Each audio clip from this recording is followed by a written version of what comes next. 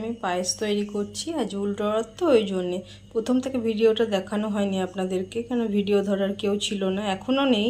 প্রথমে চালটা আপনারা হালকা গাওয়া ঘি দিয়ে ভেজে নেবেন, তারপর দুধ দেবেন, 2 প্যাকেট দুধ দেবেন আপনারা, ডেয়ারি দুধ। তারপর ওর মধ্যে এলাচ আর কাজু বাদাম দেবেন, কিশমিশটা কিন্তু এখন দেবেন না। চাল সেদ্ধ হয়ে যাওয়ার পর চিনি দেবেন।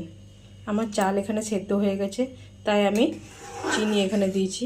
নিজেরা যেমন আপনারা মিষ্টি খান সেরকম পরিমাণ চিনি দেবেন।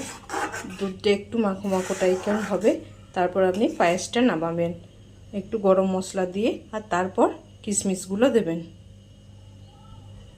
আর একটু ফুটলে, দুধটা একটু মোটা হয়ে গেলে আমি পায়েসটা নামাবো।